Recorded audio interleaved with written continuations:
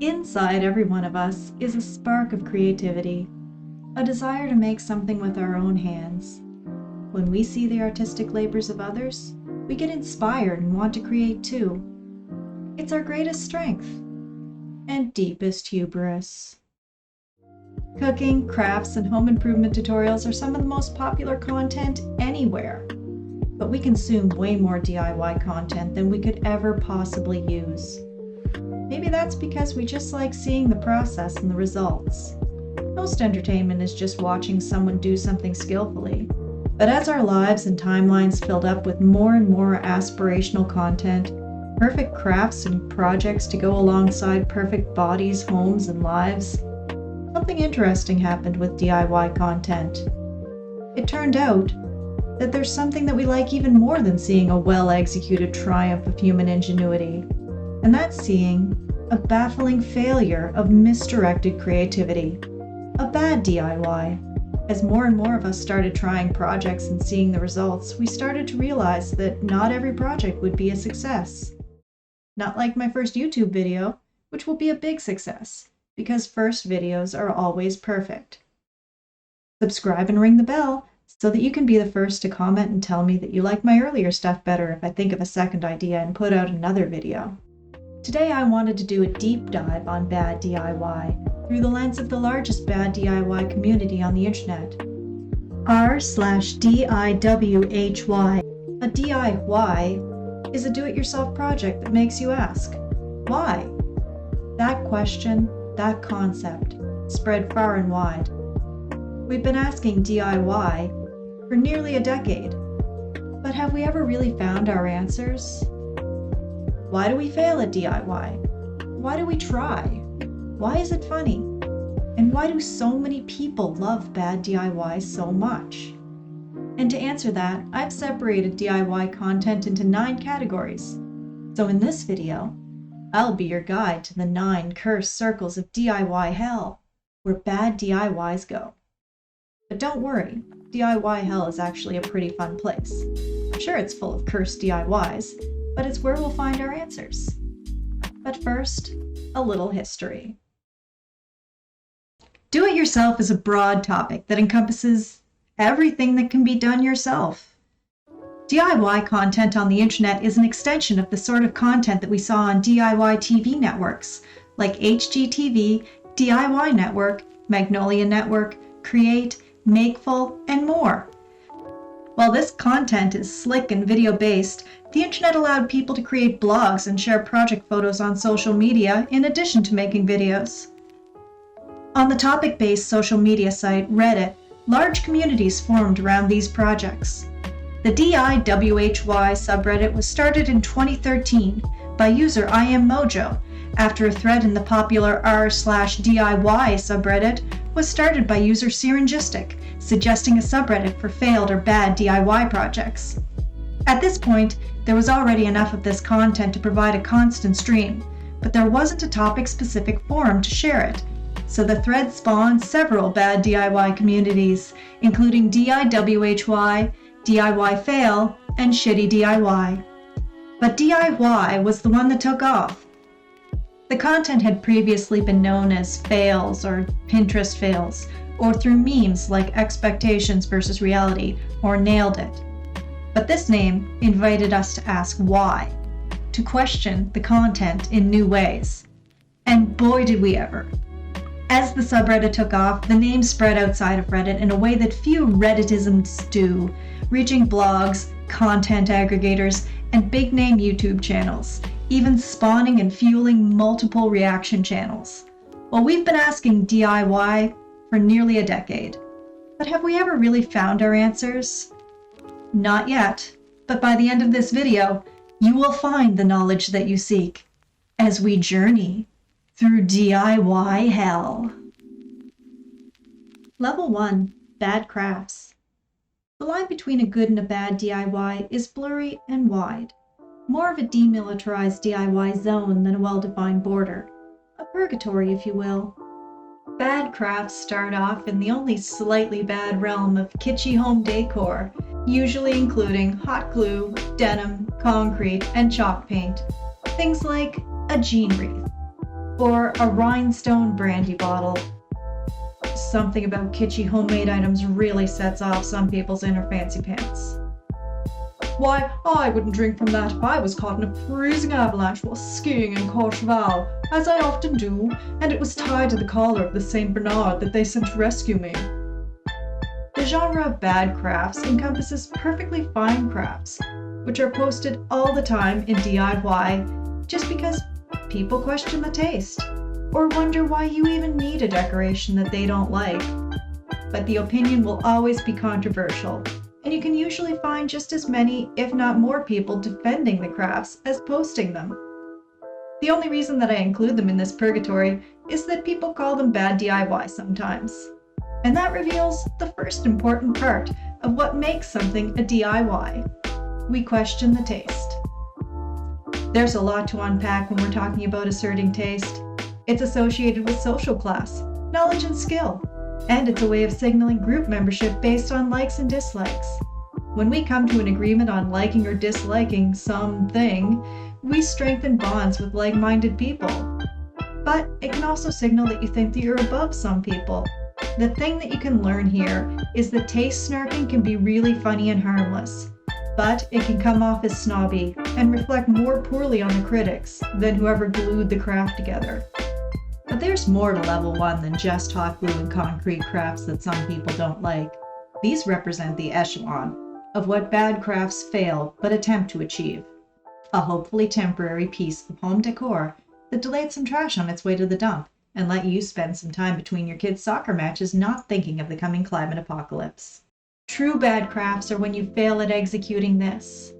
You might see the brandy bottle on Pinterest and like it and go, "Oh, that looks fine. I'll try that for my niece's birthday." But then you fail to measure and mess up some of the placements, and yours looks so much worse than theirs did. And you wonder, was the bottle crooked to begin with, or is that an optical illusion caused by the terrible placement of my chintzy rhinestones? You've reached the nailed it zone, where expectations don't meet reality. And that reveals our second kind of why. Because here, we understand what the person was going for, even if we don't have a before picture.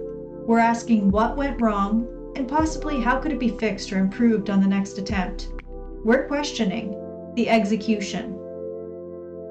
But DI, why did you do this? Look, our world is full of samey, churned out, boring, meaningless objects designed by committee and assembled by robots. We want to reject that conformity, find meaning in the items that surround us, make things with our hands, and see our mark on the world. We might not all agree on what is a good and a bad craft, but at least we can all agree that these were not made to disgust and enrage you. We'll get to that. The results can be folksy, homespun kitsch at best. And the only thing worse than your reach exceeding your grasp is aiming so low and still failing. But at least the results aren't permanent.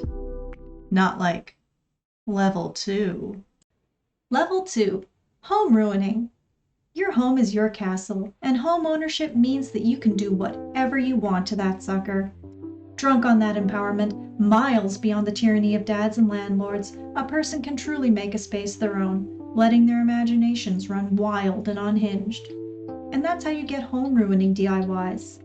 While level 1 consists of purely decorative objects, here we start to see questions of function enter the mix. Which brings us to our third kind of why, logic, where we question the motivations of the project.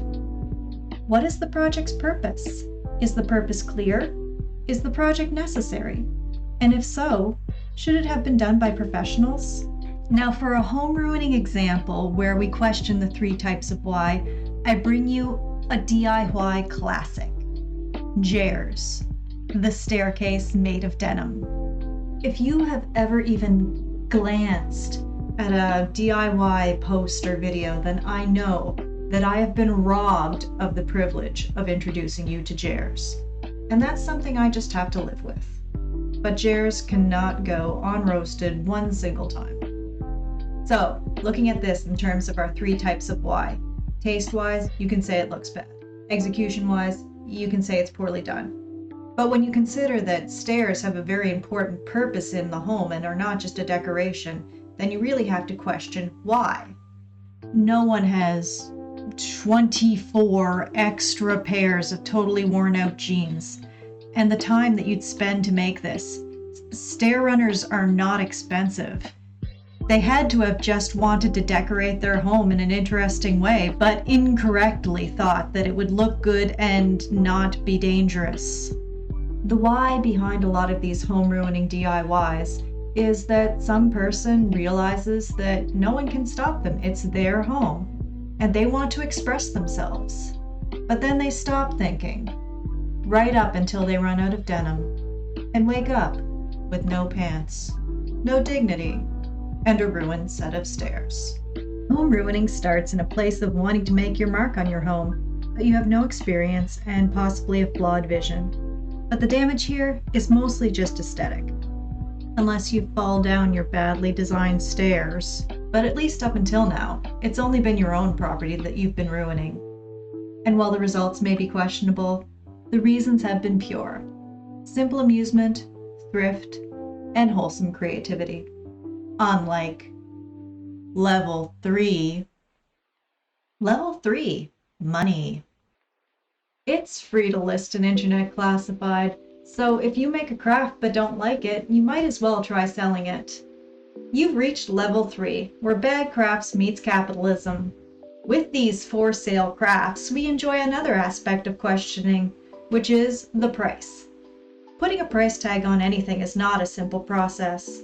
Objects have material value, but also labor, time, history, and the complex economic calculations of utility and demand. How do you put a price tag on art? I don't know, but it's funny when you value this Lieutenant Data statue at $500 US. But DIY did you do this? So you'll be moving numbers from one column to another in a spreadsheet for the 7th straight hour and think, I feel unfulfilled and boxed in at my corporate job, but I was pretty good at macaroni pictures as a kid. Maybe I can escape a living burial inside this glass obelisk of shattered dreams commemorating corporate greed, where I help soulless money dorks use numbers to lie more effectively by selling handmade items to the tasteless and affluent on Etsy. When bad crafts are for sale, they fall under this category, the reason being that you thought that someone else wanted to buy your garbage. This takes the fail element from level 1 that adds either contempt or desperation in the person's desire to sell the item. The why here is relatively easy to discern. On level 4 of our journey, we begin to stop making sense. Level 4, Moon Logic. If our mission is to ask why, then here is where we find despair. On this level, we find experiments encasing things in resin, decorations made out of bones and teeth, or creepy dolls, like creepy doll phone case, doll head planter, doll head candle, and other self-aware, unsettling, or gross arts, crafts, and inventions. Things like incognito barefoot shoes, for when you just have to feel the earth's chi at all times, but you also like McDonald's and they have a no shirt, no shoes, no service policy.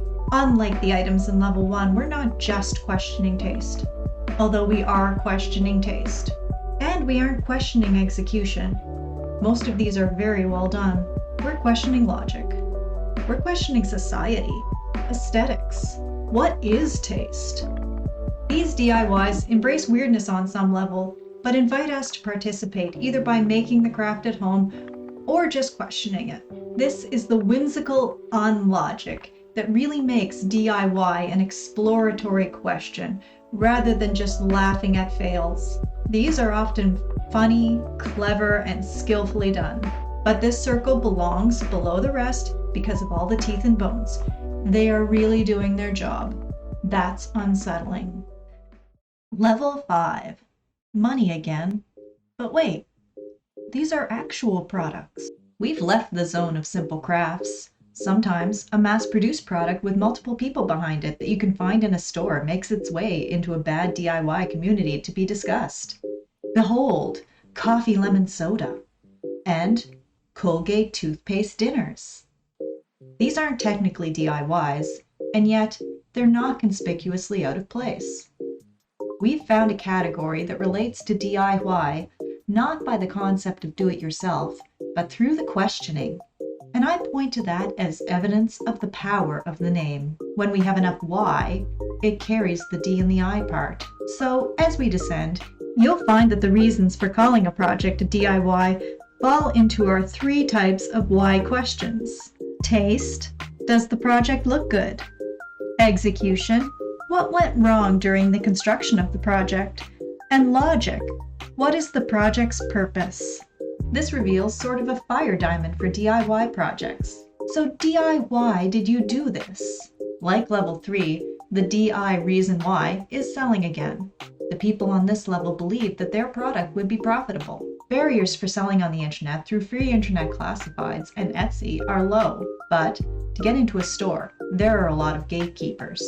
You may think that the worst that a real, buyable product in a grocery store can be is okay. But no. Store listing fees and factory minimum order quantities are barriers that you need money to get past. But like level 3, they missed the mark somehow and wound up here. Money or lack of money is the answer to many of our questions about taste, execution, and logic.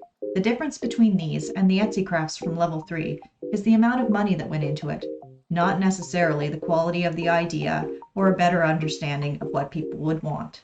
But the next level down reminds us that sometimes you don't just miscalculate what others might want.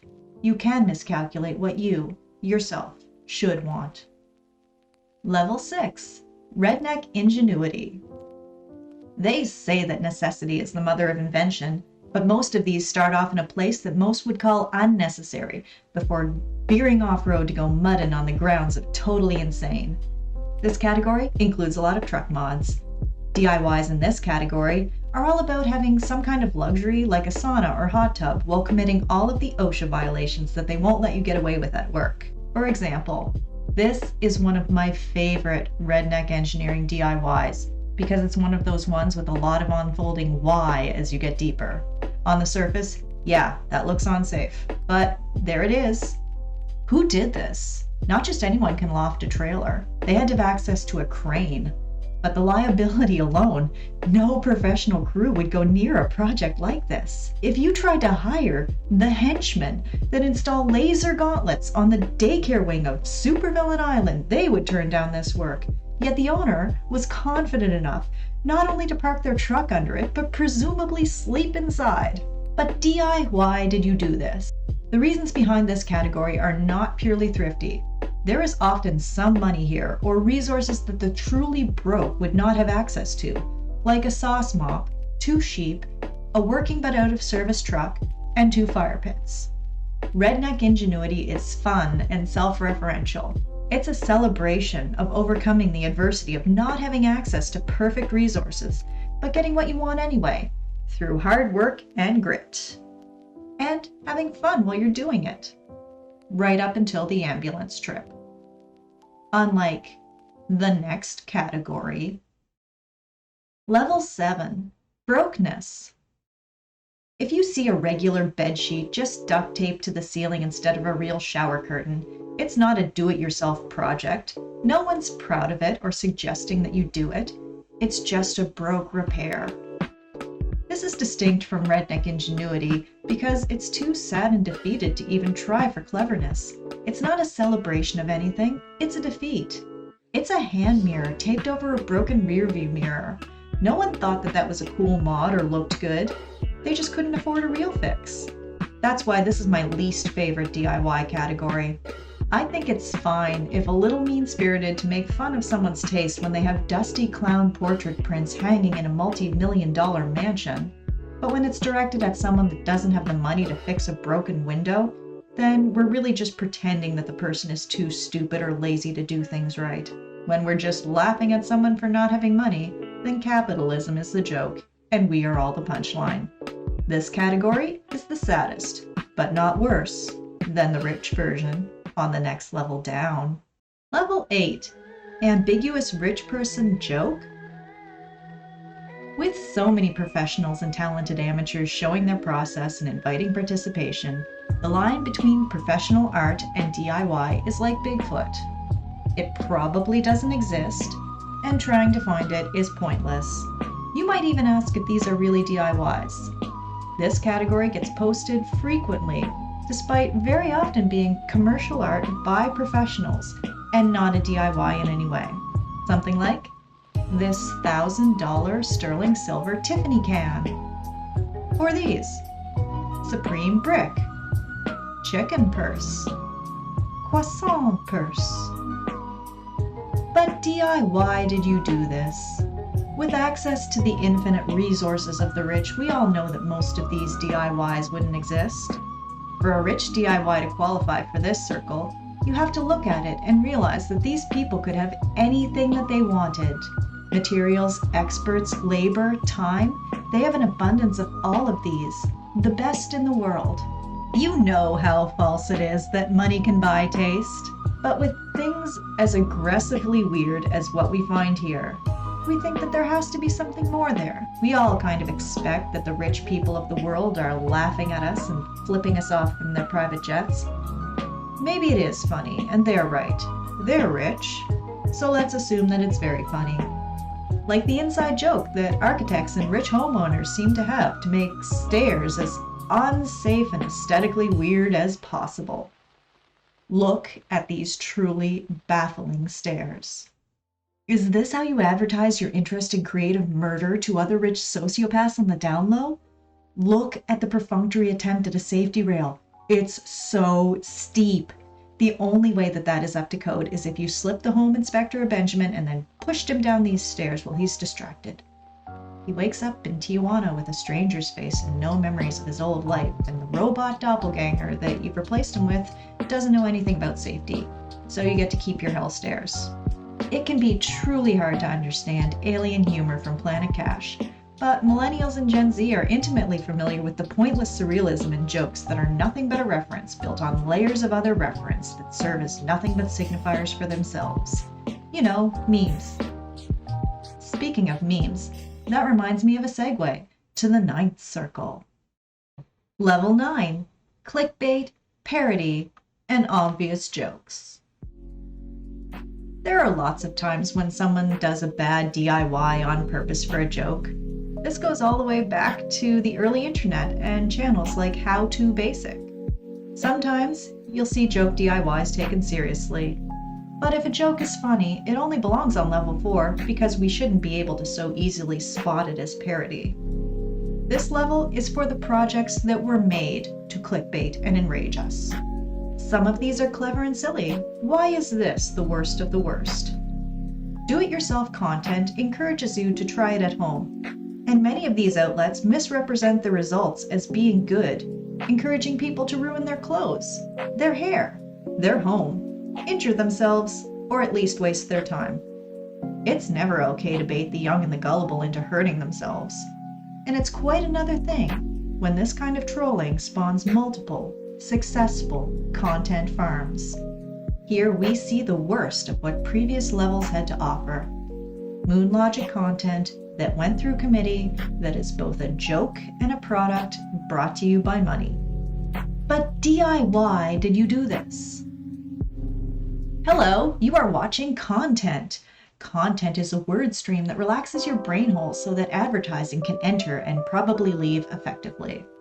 At this level, we learn that content is anything that holds your attention after a long day so that you can point those juicy eyeballs at literally anything that they can slap advertising on. These DIYs remind us that everything is content. Good DIY, bad DIY, our curation of bad DIYs, the DIY subreddit, this video.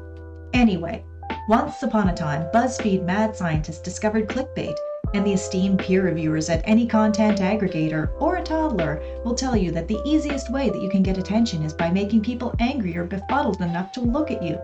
And you can turn those angry glances into annoyed, begrudged read-throughs, and then dazed, bewildered, advertising misclicks on the taboola content that masquerades as more insane articles. Many, if not most, trolling DIY content is operating on this principle. They're posting something wrong so that you call it dumb in the comments, and make and watch videos about it, because that's fun. And I definitely will, because it's fun and easy and hilarious, and I love it. And that's the other aspect of what makes these the worst. You can't just ignore them. I see why people post the bad DIY that enraged and bewildered them on the page that's for that. And if I tried to talk about this topic and omit them out of spite just because negative attention is what they're after, I'd be ignoring their potential to do real harm. So, in the center of the ninth circle of hell is where the devil lives. Just as Satan lies at the core of Dante's Inferno, something has to inhabit this space. If you're familiar with DIY, you've guessed it because I didn't specifically call them out by name yet. 5 Minute Crafts lies at the center of DIY hell. They're Satan. When you are looking at r/DIWHY or any content like it and you see 5 Minute Crafts, you are immediately disappointed. You know that it's not real and that the results will look terrible. And you know that it's baiting your furious attention, but you can't look away. The problem with 5 Minute Crafts and other faceless channels like it is that the content is designed to appeal to children and actively encourages trying the fake tips. These channels explicitly invite their underage audience to try the dangerous and stupid crafts, and kids injure themselves trying these. And I am far from the first to call that out. But if they simply called it skit comedy with a half-hearted "don't try this at home" warning sign, they'd have the same product. But they call it DIY instead. Because that gets more clicks. Because that's a thing that people are interested in. Which brings me back to how we came to be here in the first place.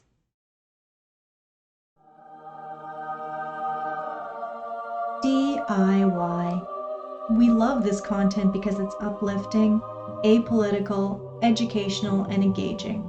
It invites us to learn, to participate, and not only see beautiful results, but to watch the whole process and bring the interesting things that we see back into our own lives. But it's easy to saturate yourself in good DIY content and get so used to seeing mind-blowingly beautiful work that it becomes standard and expected. It's easy to watch for hours and believe that all of those hours watching resin pours have made us experts. It's especially easy when the content creators don't show their failures or missteps and our brains assume that they never happened. And when we see terrible results, it's not only unappealing, it's funny. Like whimsical children's art. After we've watched so much perfect art spring to life effortlessly in front of us, seeing what can go wrong is a subversion of expectations. And subverted expectations are one of the pillars of humor. Which brings us to, why do we like to laugh at bad DIY? Bad DIY is often fail content. Content where something goes wrong and we laugh. On the surface, DIYs are funny in the way that someone falling down and landing on a cake is funny. They have the silly failure element of slapstick, which looks painful, but no one really gets hurt. Enjoying them on that level is a bit of schadenfreude, or enjoyment at the misfortune of others. And there is outrage baiting content. Some people get for real upset when anyone paints over a wood grain. And I'm definitely not saying that fail content is always benign and healthy, but it is a palate cleanser for a stream of slick professional results that includes projects done by teams of talented experts with big budgets who do DIYs full time. But is enjoying DIY content just mean negativity? It's normal to feel jealous of success, but it's not healthy to channel that into hate. There is some of that. Negative content is popular.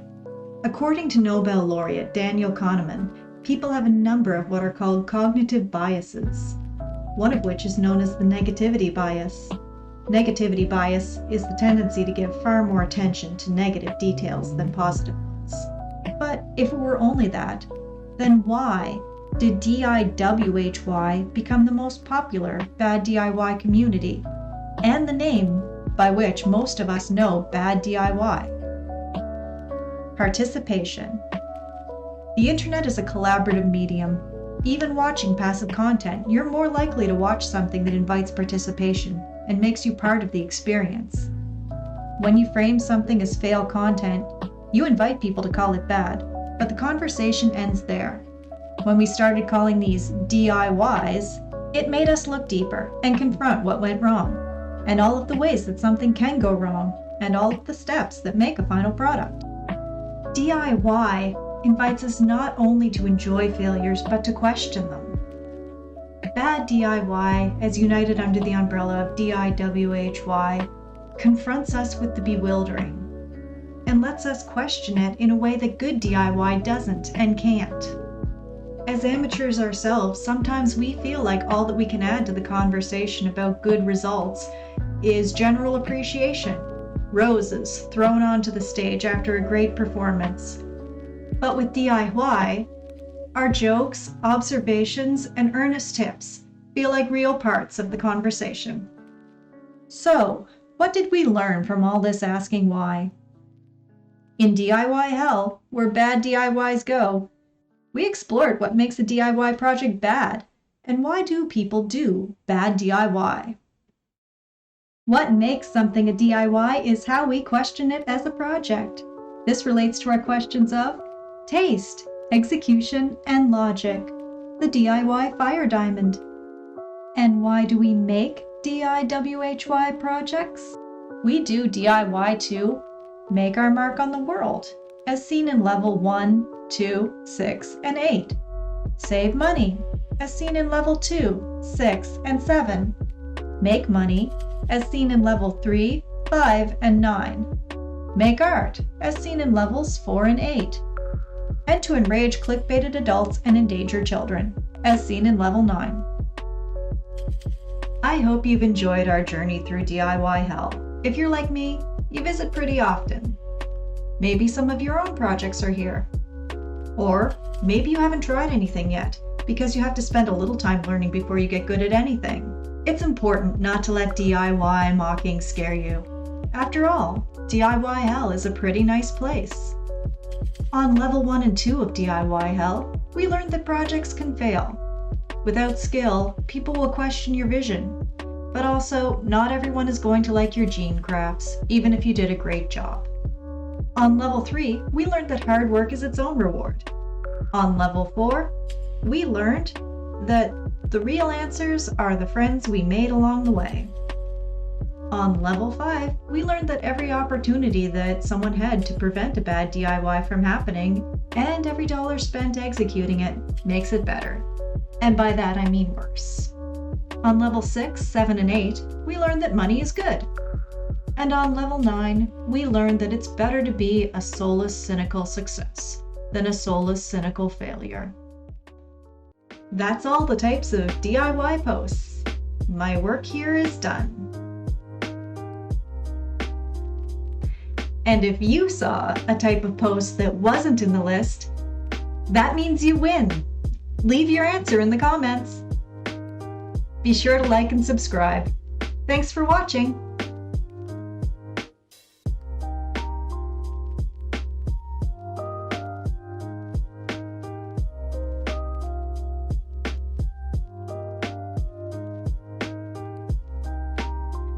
So we're into the post roll now, and I don't really have a second thing for you to click on, so I'll just keep talking for a bit. That thing that I said about having no other ideas was false. Even DIY is a never-ending well.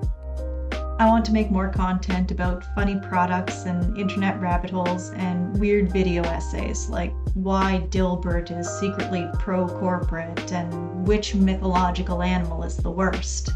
This video did start off as kind of a reaction thing, but this late in the game I thought I should try to add value because there are so many DIY roasting videos out there.